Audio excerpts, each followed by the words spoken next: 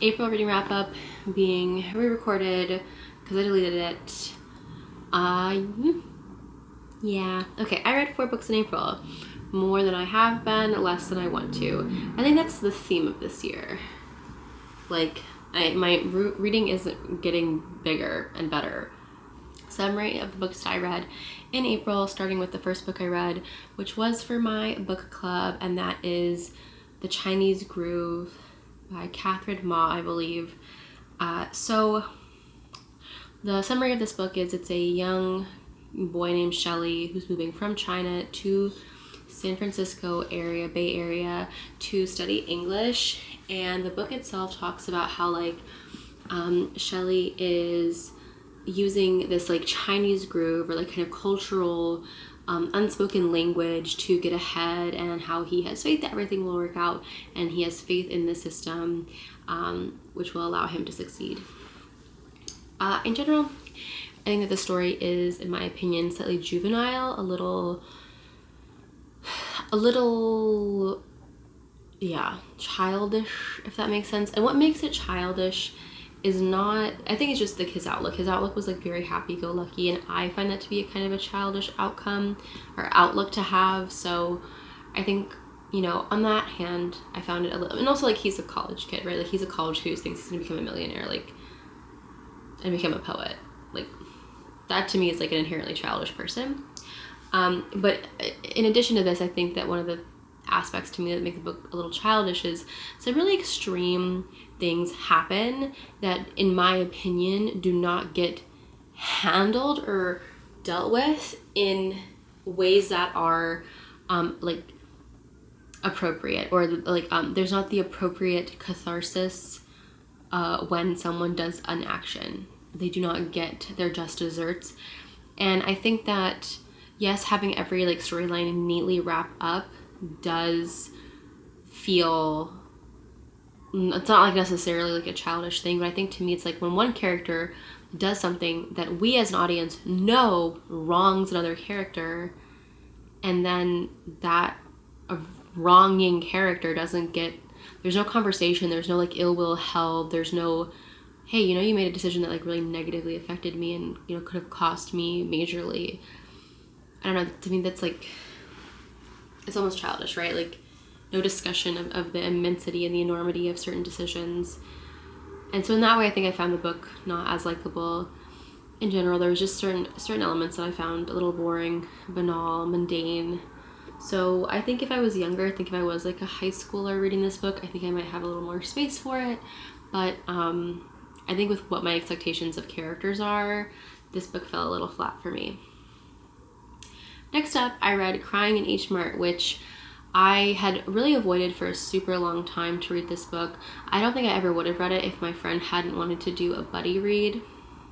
This is a memoir from the lead singer in the band Japanese Breakfast, and it is about her relationship with her mother. The author, Michelle Zauner, is half Korean, half American, and the book describes not only her very complicated relationship with her parents, specifically her mother, but also her relationship to her Korean American, half Korean, half white identity. And it uses food as a way to have this discussion. This book was really emotional for me. I am not mixed race in the way that Michelle Zauner is, but I am from a mixed ethnic background. My mom is from one country, she's an immigrant, and so I could relate to some of the elements of the story. I definitely don't have the same relationship. My mother has never done the stuff that Michelle's mom did to her, and I have a really, really positive relationship with my mother. But certain elements of the idea that your culture exists with someone, and once you lose that person, you will lose your connection to the culture, that really hit me. And I don't know, I've cried more at this book than I've cried in such a long time, and it was a really deep emotional feeling, especially because the way the book describes certain things, some of the health concerns are things that are very present in my life at the moment. However, I will say that the book itself, I don't think it was phenomenally written in the artistry of the writing. I just want to say that right now. I gave a book 5 stars, and typically if I'm going to really highly rate something in my mind, it's because that book was written beautifully. And this is not a book that I gave 5 stars because it was written beautifully. I rated it that because it was emotional for me. So I don't know. Again, as I always say, right, star ratings are so silly because I think like writing, like being something written beautifully is like, or written in a way that like is very captivating. I think is very different from like, I alone felt this way because this book connected with me. Which I guess like obviously this book connects with a lot of people. It doesn't just connect with me. But I guess what I'm saying is like, I cannot speak to if I think you will like a book because I personally found the material personally touching, right? Like if something connected with my story specifically, I can't give it to like my friend whose parents are both from the same culture and like they're both like Americans living in America and they're white. Like they are not going to have the same relationship to this book, so I can't like give it to them and be like, I really enjoyed this book, therefore you will. But I can say like, I think the writing is really beautiful and I think you'll enjoy it. Like it's so hard to know if you can recommend something when so much of your enjoyment came from your personal perspective. There, that's what I meant to say. This book was a buddy read with another friend of mine, and I think the two of us, I think I probably like cried more than she did because I think my like relationship with the characters was slightly different. But I also think she really like. I think she also really enjoyed the book. I did think she thought it got monotonous, and I did agree with her on this. I feel like at some point around like the 70, like 80% completion through the book, it gets to a point where it's like, okay, it just drags on a little bit. And I really think they should have just cut out part of like that story and like shortened it a little bit. I did think there was a beautiful sort of anecdote that happens at the end, but I like that it was included. So just having like a slight couple of chapters maybe squished down, ended, certain things just not included, would have made the story like a little kind of wrap up, and it wouldn't have had this lull that it does end up having. Other than that, when my friend and I were discussing this book, I kind of talked about how it's really interesting to me.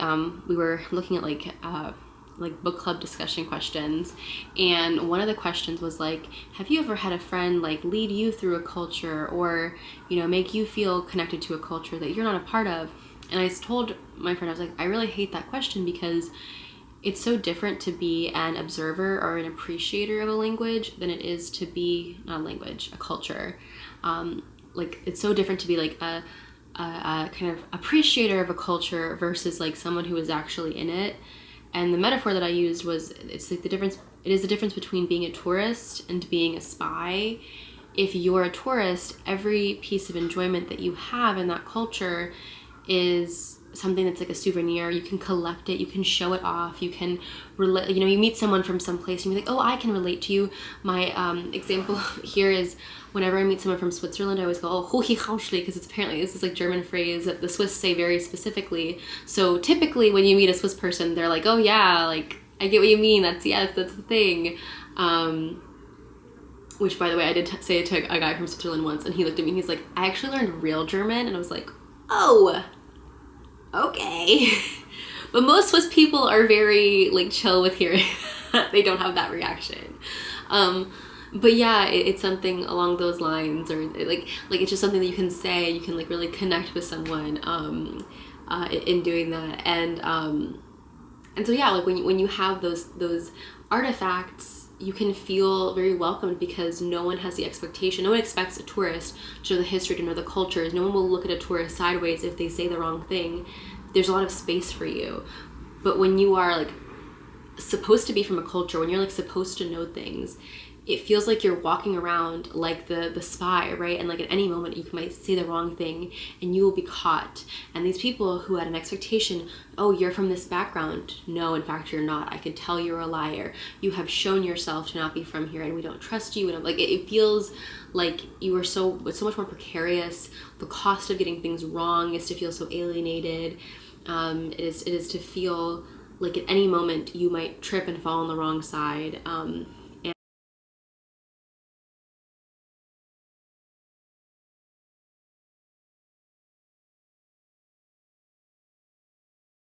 And I think especially in cultures like the US, right, where assimilation is so like, not, I would say easy, but it's like very demanded. And I think American culture doesn't really understand where it's American culture sometimes, so people don't recognize when there's cultural differences, as opposed to I think other countries that have a little bit a higher understanding of like their cultural bounds, right? Like, I feel like you're more likely to hear someone say, oh, you're so American, versus to hear an American say, oh, you're not very American, right? Like, that is the difference in my head. And I'm very American. I'm not saying this as someone who's like, oh no, I'm not assimilated. Like, no, I'm half American. I'm very American. I'm like white, so I don't have to deal with I don't have to deal with, you know, racism. And also my name is very like Anglo-Saxon. But yeah, so it's like, again, I'm not saying that I'm suffering from this like assimilation thing that I'm talking about, but it is there, right? It's very easy to become culturally American. It is such a, it's not just like a lingua franca, it's also like a culture franca. Whatever. I'm rambling now. After crying in H-Mart, I then read Some People Need Killing by Patricia Evangelista, I think that's her name. If it's not, I'll say it somewhere.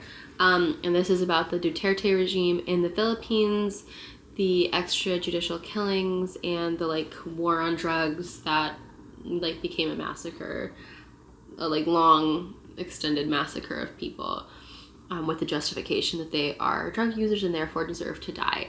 I think it was a really interesting look not only on like some of the history of the Philippines, but also just the nuances of this kind of like cult of personality, how someone was able to kind of gather and rally support around themselves, how people could start supporting Duterte and then finish despising him.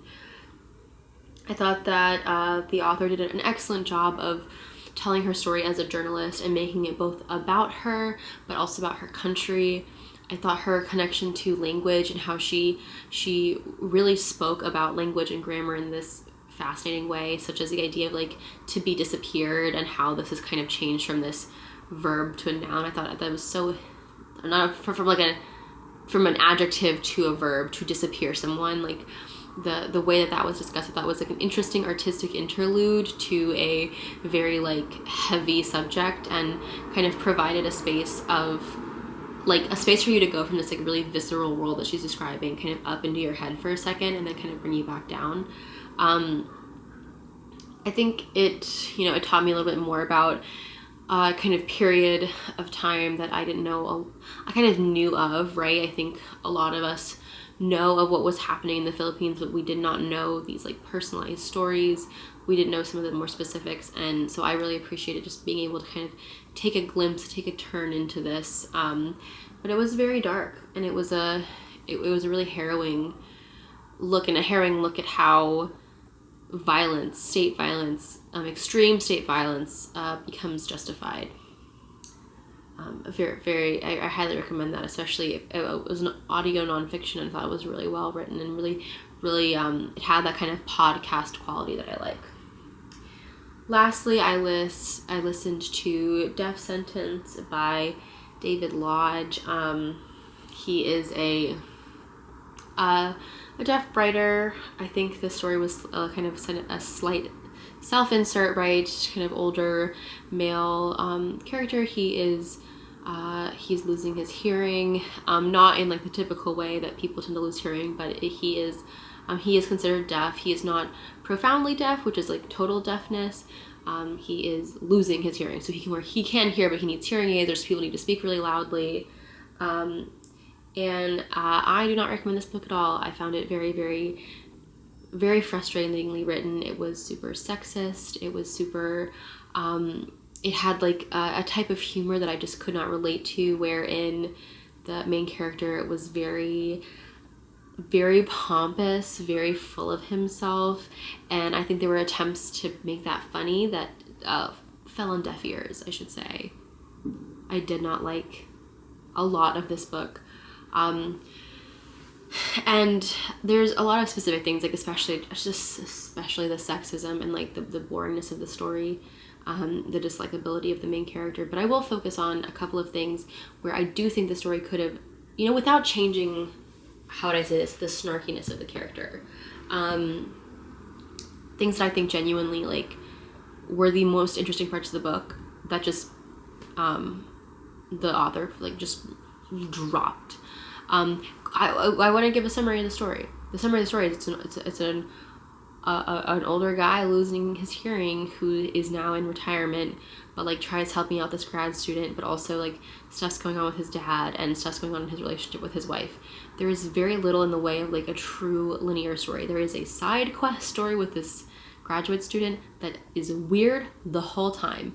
Like, it is never comfortable, and it is very sexual, but in a weird way. And like, I thought it was resolved in such a stupid way. The part to me that was really frustrating about this book is it is talking about a person with a disability, but it felt like the whole time the main character's name is Desmond. Desmond's disability is treated as like almost this personal failing. Like, he describes it in these pretty alienating terms, in ways of like people can't hear me, you know, my devices don't fit really well. And there's so little in the way of the book of what I would call understanding. And he never kind of talks about what does that feel like to be in a world where you have a disability and people just don't care about the challenges towards accommodating you.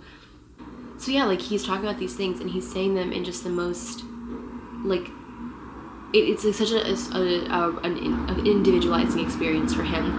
And listen, I respect that could be an honest discussion of how someone feels, but it is clear that the author did not intend to then use that, the isolation, and then describe the isolation. He was not saying these really individualistic things to comment on the fact that this is a very individualizing experience. He was saying these things and then not reflecting, not having that kind of like meta view of the experiences of this man. Some examples of this that I thought were so sad. There's a moment where the main character Desmond is going with his wife, who's much younger than him and doesn't have hearing problems. So his wife and then her business partner and friend and the business partner friend's boyfriend, and they're in this restaurant, and it's a very fancy upscale place filled with marble, and the man Desmond cannot hear because there's so much echoing in the restaurant. And it like his hearing aids are like, they make everything sound like it's in a tin can. It amplifies every sound, even like cutlery sounds. And there's so much sound going on, he can't participate in the conversation. That to me was a great place to stop in the book and have this discussion about how people don't think about accommodation. They don't think about how to make things inclusive. They just expect someone to put on hearing aids and be, you know, not disabled. And there's never a discussion of that. All of the onus is put on him. Well, why don't you learn how to lip read? Even though only like 30% of the English language can be interpreted via lip reading. Like, do you see what I mean? Like, it's, you know, oh, they're going to have an opportunity to accommodate. What if we go to restaurants that we know are easier for him to hear? Places where they don't play music. Places that don't have so much echo. No, those types of discussions are never had in the book. Another example is his wife throws a Christmas party and invites some potential clients. The main character Desmond, he has a system. He's going to accost people basically and talk to them for minutes at a time, to the point where they they can't talk to him. Like, he essentially breaks social norms and conventions in an attempt to circumvent the social awkwardness of his deafness, because he couldn't find the right batteries for his hearing aids. That's a very interesting conversation. That is so fascinating, this idea of like, this man has to be perceived, you know, he has to do something that he knows is socially wrong in order to avoid having this other type of thing happen to him. It's fascinating. What a fascinating discussion to have about the realities of living with disability. But that's not discussion that we have. It's framed as humorous and embarrassing for him. It's like, I don't know. I think as a reader, I actually have a lot of space to feel empathy, but you're not allowing that conversation to happen. I think one of the more interesting elements of the book was the author's discussion of how blindness is traditionally seen as tragic, It is like the mythology, the blind character, versus the way that deafness is seen, and how deafness is humorous, it's comical, it's, oh, the silly elderly who can't hear. I thought that was a really interesting discussion that's brought up multiple times. I didn't personally love the discussion around the main character's father, just because it was really hard to hear how many red flags were ignored regarding this like elderly man who was not in the safest situation. But I understood that it probably had more realism than I would like to believe exists in the world today when it comes to caring for our aging loved ones. But overall, I thought it was a book that wanted to be funny, which it failed at, and it elected to be funny instead of being open. And that openness would have made it a much more enjoyable, right? Like, it wouldn't have been this very negative story with this guy who's always kind of like either blaming himself or like kind of awkwardly shaking his fist at the sky, but you don't actually think that he blames the sky. It's really clear that he like blames himself in some way. And I don't know, it was a really big disappointment. I was really, really, really sad to read this book and realize that it was going to be a disappointing book when you're like around 30% in, and you're like, I gotta get through this. It's a book club book. I can't do that to everybody else. But I will say no one else in my book. Well, there's one guy who like didn't hate it, but didn't love it, but everyone else was like, nah, this was a challenge to read. Anyway, so those are the books that I read in April. My currently reading, I am finishing up Battle Royale. I think I have like 100 pages left. But yeah, this is a very easy read in that it's like very quick. It's a very hard read in that it talks about people dying. But yeah, I really do like it, despite all that. So yeah, hopefully I'll finish this by the next time I film another video, which will hopefully not be a couple of weeks. Other than that, thank you so much for watching, and I can't wait to see you in my next video. Bye bye.